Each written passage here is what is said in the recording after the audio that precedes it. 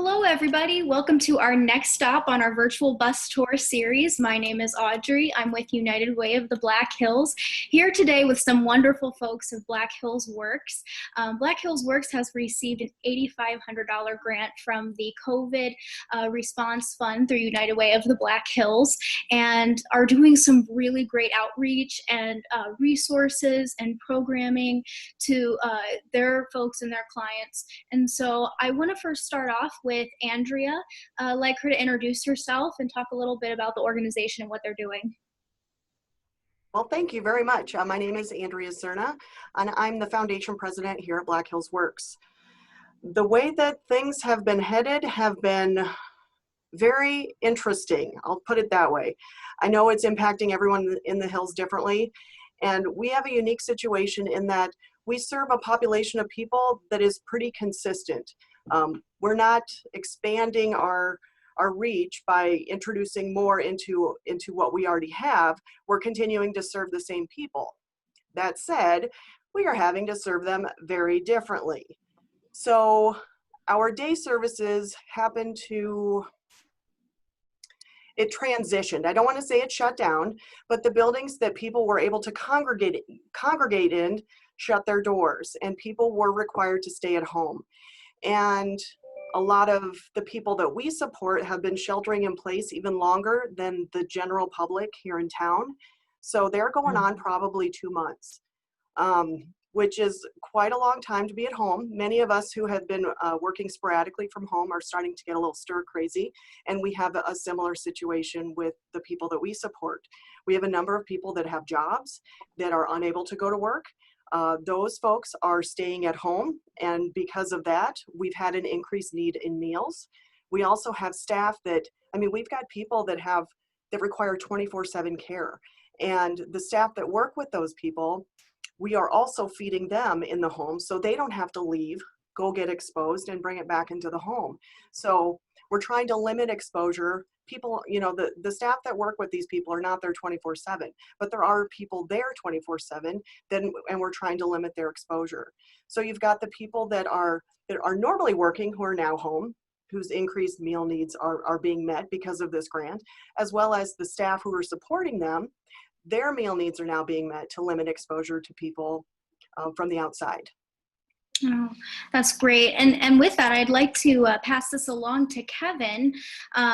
I understand right before we started recording here that you've kind of had to make some adjustments to some of your current duties and how you're assisting, like with Andrea said, getting those meals to folks and being that face-to-face time.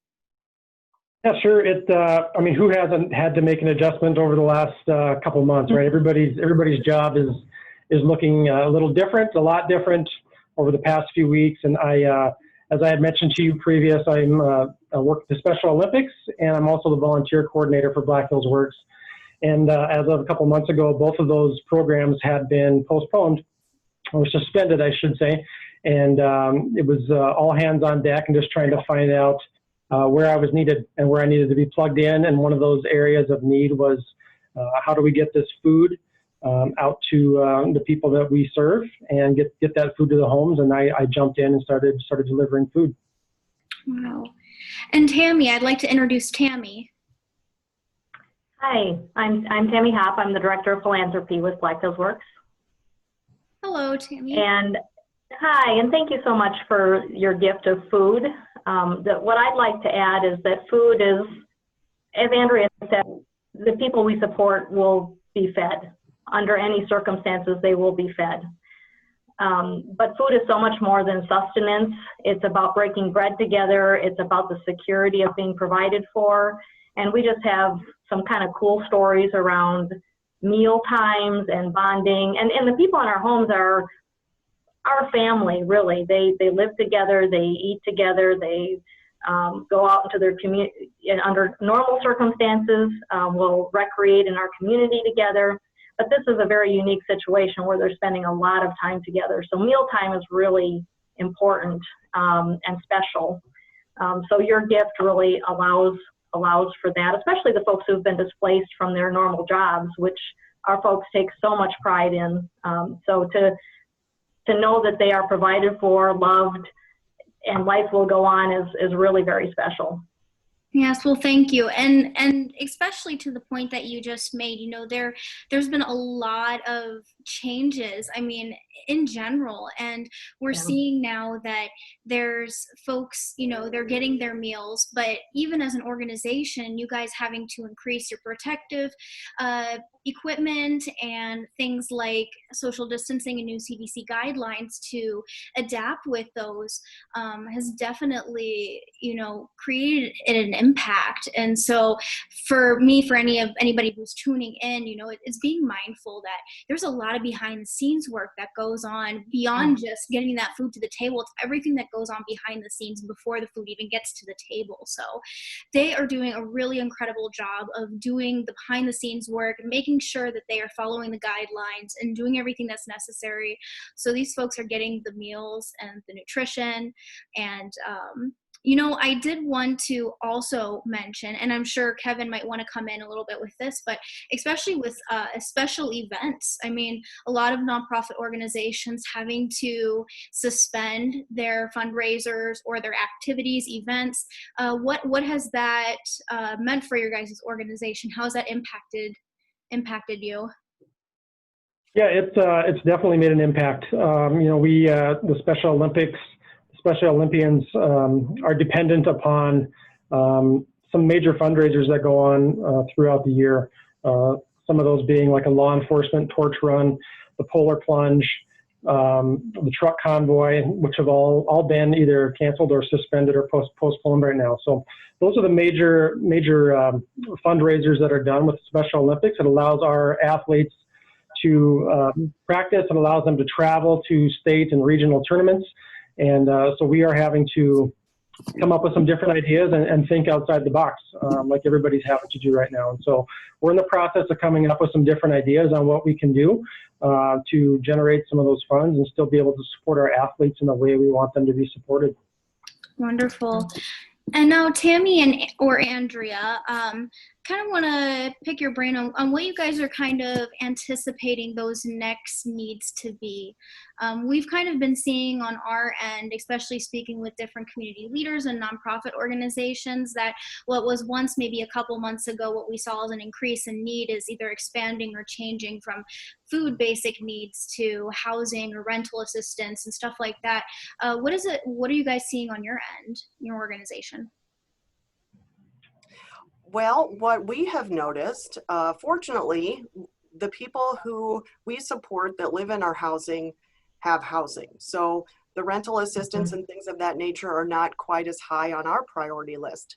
But that said, we want the people who live in these homes to have meaningful days. So what has been transitioning with our needs has been, what does day services look like next? And some of the things that we're doing right now, and this is something that Kevin can speak to, the people who live in each home are a close-knit family, like Tammy said. And we've got some opportunities for them to go as a group. They wear their mask and they keep to themselves. They keep their 6 foot distance from other people, but they're able to go to the gym and play different games and do some activities, and at least they're out of the house, but they're able to do things like that. We've had people come to Bakeworks and to enjoy learning how to bake cookies. They were learning how earlier this week, they made 7-layer bars and they made scotcheroos. So as a group, they came and they learned how to do those things, again, over food, but it was another way to build a class into what their home life is, getting out of the home, but then also being able to provide activities for meaningful days. Mm-hmm.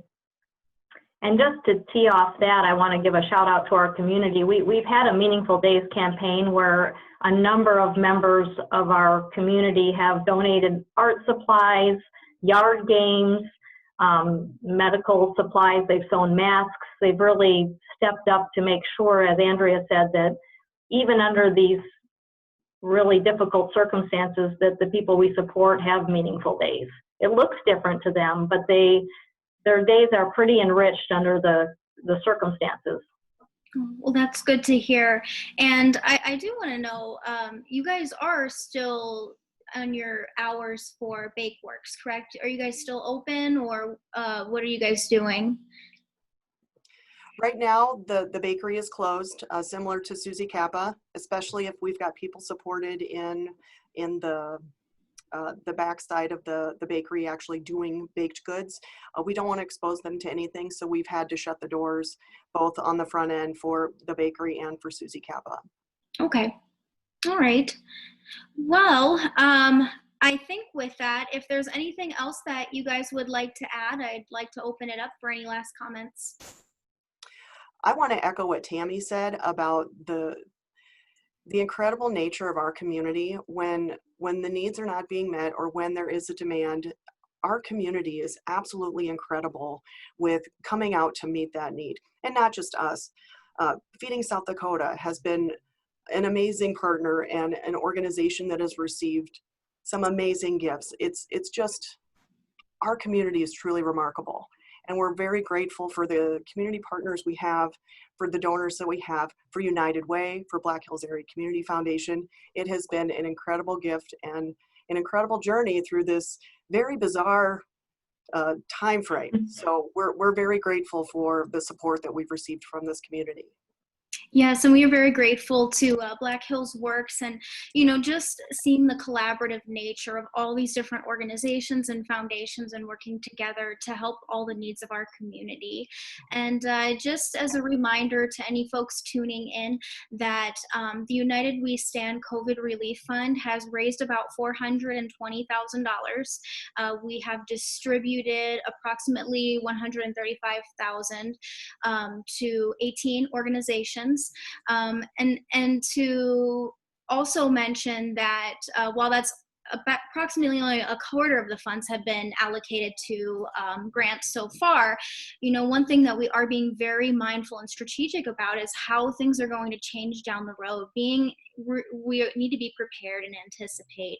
So while we're also meeting these current demands and needs, much like Black Hills Works, being prepared and knowing what those next steps are, what the future needs are going to be in our community, and being prepared to meet those needs as they arise. So if you would like to learn more information about the COVID Relief Fund, you can do so by visiting our website. It's www.unitedwaybblackhills.org. And we would encourage you to take a look and learn how some of these organizations are utilizing their funds, and many like Black Hills Works that are here on our virtual bus tour today to talk about the wonderful services they're providing. So I want to thank all three of you guys for joining us, and we look forward to seeing everybody else on our next virtual bus tour. Thank you.